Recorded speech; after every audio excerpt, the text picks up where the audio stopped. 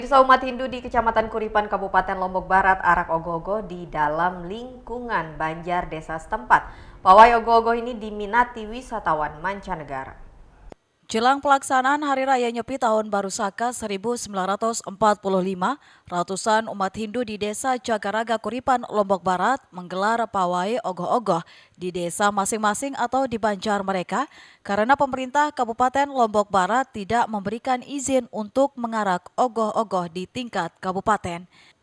Kendati demikian, masyarakat umat Hindu sangat antusias mengikuti pawai ogoh-ogoh yang digelar oleh Parisade Hindu Dharma setempat. Para muda-mudi, anak-anak hingga orang tua, tokoh agama umat Hindu tumpah ruah dalam pawai ogoh-ogoh tersebut. Ketua Panitia Ogoh-Ogoh Kecamatan mengaku prosesi pawai ogoh-ogoh tahun ini sangat semarak karena baru pertama kali digelar tingkat desa dengan jumlah relatif banyak. Sementara itu, Mangku Desa setempat menegaskan Nyepi tahun ini mengajarkan toleransi yang tinggi karena berdekatan hampir bersamaan dengan bulan puasa umat muslim sehingga harus saling menjaga toleransi dan kebersamaan. Dalam Saka 1945 supaya apa yang kita wujudkan pada hari ini bisa kita wujud sesuai dengan tujuan kita masing-masing.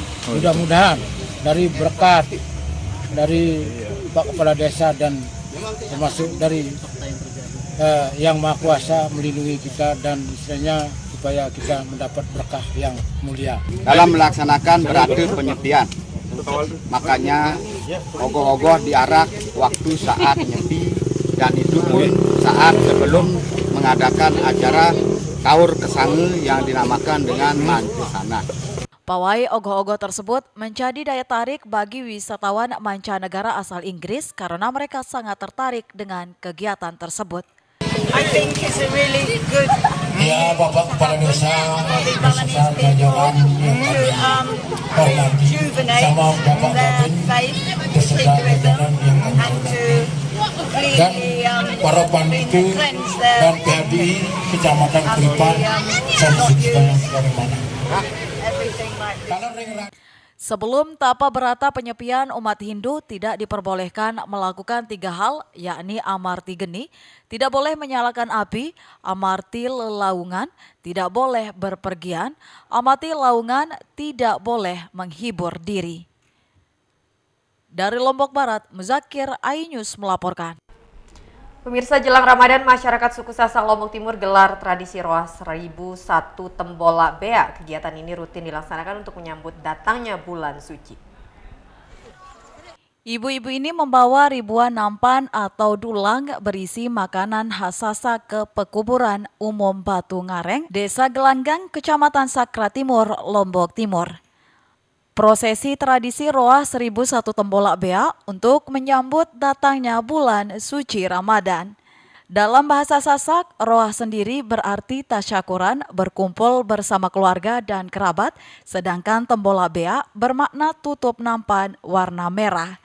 Setelah ribuan dulang berada di komplek makan, selanjutnya tokoh agama memimpin zikir dan doa bermunajat ke Sang Maha Pencipta. Prosesi berikutnya yaitu begibung atau makan bersama dari hidangan yang dibawa ibu-ibu, kemudian ditutup dengan ziarah ke makam leluhur. Tradisi ini rutin dilaksanakan setiap tahun untuk menyambut datangnya bulan suci Ramadan, sekaligus sebagai perekat tali silaturahim antar warga. Tujuan daripada tradisi Roah 1001 Tembolak Bea adalah silaturahmi. Yang kedua adalah kearifan lokal. Kearifan lokal yang ada di sini masih menggunakan tradisi Tembolak Bea. Dan pelaksanaan Tembolak ini dilaksanakan menjelang tibanya bulan suci Ramadan. Dan sekaligus ziarah kubur. Nah, gitu. Ini rutin dilakukan? Rutin dilakukan tiap tahun warga masyarakat di sini yang disaksikan dari 3 desa yang ada di wilayah Kecamatan Sakra Timur, Desa Gelanggang, Desa Sakra Selatan, dan Desa Lepak. Putra sulung Tuan Guru Bajang Muhammad Zainul Majdi, Ustadz Muhammad Rifki Farabi yang hadir mengikuti prosesi tradisi ini berharap kearifan lokal ini semakin menguatkan tali silaturahim. Ya, acara Roah 1001 Dulang ini bentuk juga dari bagaimana masyarakat mengekspresikan kebahagiaan dalam menyambut bulan suci Ramadan. Bagian dari adat, bagian dari budaya yang perlu kita rawat. Karena di dalam acara-acara yang seperti ini, kalau kita lihat bersama tadi acaranya, begitu meriah dengan kesyukuran, begitu meriah dengan silaturahim, begitu meriah dengan saling merawat kerukunan.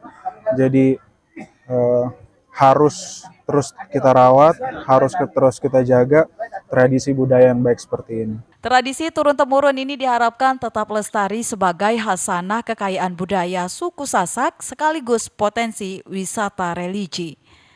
Dari Lombok Timur, Ramli Nurawang, iNews melaporkan. Pemirsa, selain dikenal dengan hamparan pasir putih, Pulau Lombok, Nusa Tenggara Barat memiliki hasil kerajinan yang cukup terkenal hingga mancanegara. Dan kerajinan gerabah ini cukup diminati wisatawan karena memiliki bentuk maupun motif yang khas. Anda penasaran? Berikut liputan selengkapnya. Inilah desa penghasil kerajinan gerabah terbesar di Lombok, bahkan di NTB, yakni di Desa Banyumulek, Kabupaten Lombok Barat, Nusa Tenggara Barat. Desa ini terletak di sebelah selatan kota Mataram dengan jarak tempuh lebih kurang 10 km atau 30 menit dari kota Mataram. Ketika mengunjungi Desa Banyumulek, kita akan disambut dengan gapura dengan khas gerabah yang bertuliskan Sentra Kerajinan Gerabah Banyumulek. Ketika melangkah masuk ke area desa, Anda akan menemui sekolah serta kantor-kantor pemerintah yang dihiasi dengan pernak-pernik gerabah-gerabah besar pada pagar temboknya, sehingga kesan desa gerabah pun akan sangat kental terasa. Di salah satu rumah warga penghasil gerabah, seorang perempuan dengan tangan yang penuh lumpur sedang mengolah tanah liat dengan menginjaknya. Sedikit demi sedikit tanah yang sudah halus dibentuk seperti asbak yang masih basah. Di halaman rumahnya tergeletak sejumlah gerabah dengan berbagai bentuk dan ukuran yang sedang dijemur. Pemandangan ini pun biasa menghiasi suasana Desa Banyumulek, salah satu desa sentra kerajinan gerabah yang ada di Lombok. Amanah menjelaskan, harga yang ditawarkan di desa ini bervariasi. Anda bisa membawa pulang hasil seni tersebut dengan harga yang variatif, tergantung dari bentuk, ukuran, motif, hiasan, serta tingkat kesulitan saat proses pembuatannya. Bakar seperti ini, kendalanya itu mungkin tidak ada kayu, tidak ada rumah, itu jerami, baru tidak boleh dibakar. Kadang kalau yang bikin ini, kalau hujan tidak bisa kering, satu kijang 250. Kalau pasirnya itu dibeli satu dosa 70 ribu. Beda harganya kalau yang polos sama yang pakai motif. Proses pembuatan gerabah mulai dari menghaluskan tanah liat, meredamnya, menjemur, membentuk sesuai desain, menghaluskan, membakar hingga proses finishing.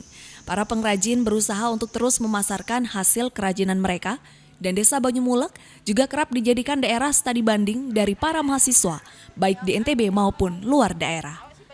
Kalau turun-temurun sudah. Kadang-kadang di luar negeri, Bali, terutama Bali dulu. Kalau Bali tadi ngopernya ke luar negeri. Kalau di sini memang sih murahnya, ya paling ya harga di sini misalnya 10.000, kalau sudah di sana sampai 50-60 ribuan.